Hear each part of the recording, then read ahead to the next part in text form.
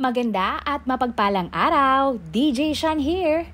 Huwag kalimutang mag-like, comment at mag-subscribe para sa araw-araw na Tagalog facts at mysteries na dagdag kaalaman. Tandaan, knowledge is power. Isa sa mga pinakasimple pero masarap na pagkain ay ang itlog. Masasabi din talaga na tayong mga Pinoy ay mahilig sa itlog. Dahil nga po ito ay mura, madaling maluto at masustansya din. Madalas talagang makikita ito sa almusal ng pamilyang Pilipino. Lalo na po sa mga pagkain katulad ng silog. Ito ay niluluto din sa iba't ibang paraan tulad ng scrambled eggs, sunny side up at boiled egg. Ayon naman sa isang website ng taong 2022, itinanghal nga po ang itlog na mula sa Pilipinas na pinakamasarap. Alam niyo po ba na itinanghal ang tortang talong at balut bilang isa sa mga best egg dishes in the world? Base nga po sa mga pag-aaral, ang itlog ay itinuturing na superfood dahil marami itong taglay na nutrients at vitamins na mabuti sa kalusugan. Pero alam niyo po ba na posible ding makalason at makamatay ng tao ang pagkain ng itlog? Opo, tama po kayo ng dinig. Posible po na ikabahamak natin ang pagkain ng itlog. Sino nga ba ang mag-aakala na dahil sa itlog ay may maoospital na 197 na tao? Bukod doon, isa rin pong kakilala ng aming pamilya ang namatay ng dahil po sa pagkain ng itlog. Ating alamin kung bakit sila na ospital dahil sa itlog at paano nga po ito maiiwasan. Isang nanay po na aming kakilala ang namatay matapos kumain ng basag na itlog. Kilalanin na lang po natin ang nasawi bilang si Nanay Belen. Ayon po sa kanyang anak, si Nanay Belen ay bumili ng basag na itlog sa palengke. Kung kayo po ay namamalengke, makikita nyo na binibenta po ang mga basag na itlog ng mas mura. At dahil nga mas makakatipid, binili po ito ni Belen. Pero ang binili niyang itlog ay hindi niya po inilagay sa rep o niluto agad. Pagdating niya nga po sa bahay ay itinabi lang ni Nanay Belen ang itlog. At makalipas ng ilang oras ay sa kanya po naisipang lutuin ito. Pero pagkatapos niya pong lutuin ay hindi niya po agad ito kinain. At lumipas nga po ang mga oras ay kinain ni Nanay Belen ang itlog na kanyang niluto. Pero matapos po kainin ni Nanay Belen ang itlog, sumama na po ang kanyang pakiramdam. Sobrang sakit na po ng kanyang tiyan at siya po ay nagsususuka na. Agad po na isinugod sa ospital si Nanay Belen at doon ay na-diagnose po siya ng food poisoning. Sa kasamang palad, dahil lumala na ang impeksyon, ikinamatay po ni Nanay Belen ang sepsis. Ang sepsis po ay isang uri ng impeksyon na kapag may toxin o lason na pumasok sa katawan ng tao, ay nalalason din nga po ang dugo. Sa kabilang banda, sa India naman po, isang lalaki ang namatay matapos kumain ng 41 na hilaw na itlog ng taong 2019. Ang lalaki po ay kinilalang si Hash, 42 years old. Ayon po sa isang news report, si Hash ay kasama ang kanyang kaibigan na pumunta po sa isang palengke. Hindi na po nilabas ang pangalan ng kaibigan ni Hash, kaya tawagin na lang natin siyang Ram.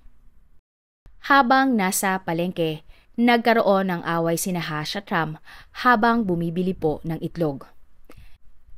Sa kanilang pagtatalo, nagpasya po ang dalawang lalaki ng isang pustahan, kung saan mananalo po o makakakuha ng 2,000 Indian rupee o 1,400 pesos ang sinumang makakatapos kumain ng 50 na hilaw na itlog. Tinanggap ni Hash ang hamon at nagawa niya pong kainin ang 41 na hilaw na itlog. Pero kalaunan, ikinagulat ng lahat ang mga pangyayari nang siya po ay nawala ng malay habang kinakain ang pang 42 na itlog. Agad na dinala si Hash sa pinakamalapit na ospital. Ayon po sa ulat, binawian ng buhay si Hash ilang oras matapos siyang makarating sa ospital. Ayon nga po sa doktor na tumingin kay Hash, ito ay namatay dahil sa overeating o sobrang pagkain. Sa isang kaso naman po, taong 1975, halos 197 na tao na sakay po ng isang eroplano ang nagkasakit dahil sila po ay kumain ng ham omelette. Sa atin po, ang omelette ay ang itlog na may kasamang kamatis at sibuyas. Ang flight na ito ay nagmula nga po sa Japan. Ang mga nakasakay ay mga empleyado ng Coca-Cola at kasama nila ang kanilang mga pamilya. Sila po ay pupunta ng Paris dahil nanalo sila sa isang bakasyon doon. Nang mag-umaga, hinanda po at pinainit ng mga flight attendant crew ang almusal na ham omelette. Nang papalapit na po sila sa Denmark, nagsimula ng ibahagi ang ham omelette sa mga pasahero at agad po nilang kinain ito. Ito nga ang una nilang kinain bago sila mag-stop over sa Denmark. Pero 30 minutes bago sila maglanding, mahigit 150 sa mga pasahero ang biglang nagsususuka, sumakit ang tiyan at sabay-sabay pong dumumi. Hindi po sapat ang banyo ng eroplano kaya nagkagulo po sa loob ng eroplano. Isang crew din po ng eroplano ang nagkasakit at sumama ang pakiramdam. Maswerte naman pong hindi naapektuhan ang mga piloto dahil iba po ang kanilang kinain kaya nakapaglanding pa din ng maayos ang eroplano. Agad po na sinugod ang mga pasahero sa ospital para magamot. 30 po sa mga pasahero ang naging kritikal ang kanilang kalagayan sa ospital. Sa investigasyon po ng Public Health Office, lumabas sa mga sample ng mga nagkasakit at sa natirang sample ng omelette na ito ay may na-detect na Staphylococcus aureus o mas kilalang Staph. Sa madaling salita po, sila po ay na food poison.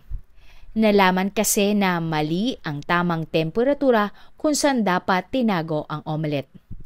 Ayon din po sa investigasyon, isa sa 3 cook na naghanda ng omelette ay may sugat. Ang sugat ay infected din ng Staph na bakterya. Ito ay naging ugat kaya nalipat sa mga omelette ang bakterya.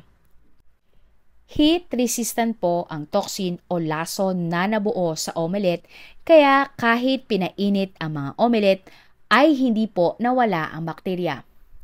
Sa kabutihang palad, gumaling naman po ang lahat ng na-food poison at na-ospital.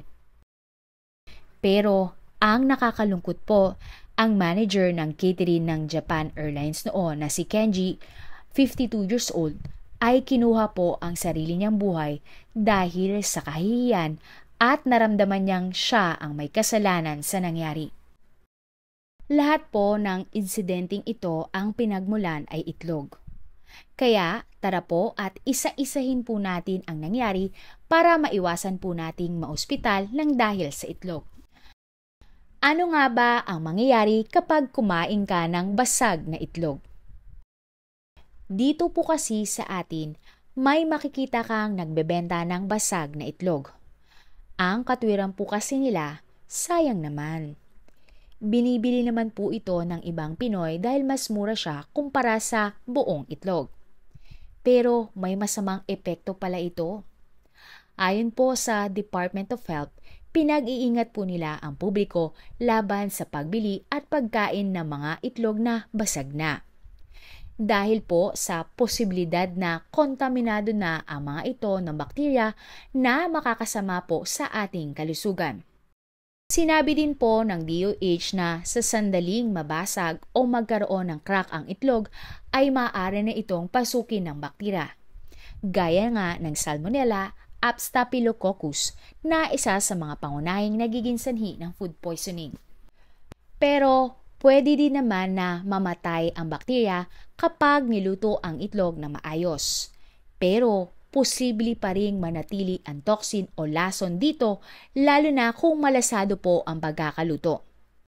Kapag nakain ang mga naturang toxins na mula sa itlog, nagiging lason ito na nakakairita sa intestinal system ng tao, na nagriresulta nga ng pagsusuka at diarrhea. Sa madaling salita po, ay pwedeng ma-food poison ang isang tao dahil dito. Ang mga impeksyon sa staph ay sanhi nga ng Staphylococcus bacteria. Kadalasan, ang mga bakteryang ito ay hindi nagdudulot ng mga problema. Pero, ang mga impeksyon ng staph ay maaring nakamamatay kung ang bakterya ay pumapasok sa iyong daluyan ng dugo, buto, baga o puso. Ang staph bacteria ay isa nga po sa pinakakaraniwang sanhi ng food poisoning. Ang bakterya ay dumarami sa pagkain at gumagawa ng mga lason na nagdudulot nga ng sakit. Mabilis ang paglabas po ng mga sintomas kapag ikaw ay na-food poison. Kadalasan nga po, sa loob lamang ng ilang oras pagkatapos kumain ng kontaminadong pagkain.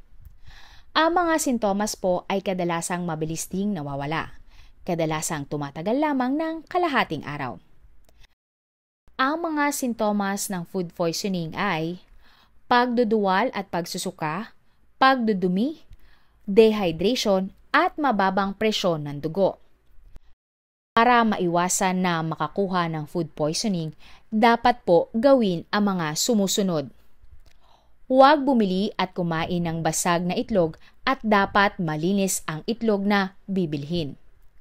Paghuhugas ng mga kamay ng maigi gamit ang sabon at tubig bago maghanda ng pagkain. Lumayo sa anumang pagkain kung may sakit. Magsuot po ng gloves kung may sugat sa mga kamay o pulso habang naghahanda ng pagkain. Paghiwalayin ang hilaw na karne, manok, pagkain dagat, at mga itlog mula sa mga ready-to-eat food. Gumamit ng hiwalay na cutting board at ilayo ang hilaw na karne sa iba pang pagkain sa iyong shopping cart at refrigerator. Siguraduhing malutong tama ang pagkain bago kainin. Ihiwalay ang taguan ng mainit na pagkain at malamig na pagkain. Paunang lunas sa food poisoning. Oral rehydration powder, brat diet, pag-inom ng luya o mint tea.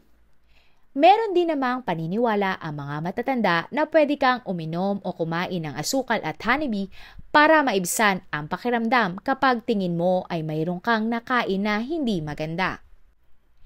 Pero tandaan na kaagad pa ring magpagamot sa doktor kapag tingin mo ikaw po ay na food poison upang hindi ito lumala. Ano nga ba ang mangyayari kapag kumain ka ng maraming itlog?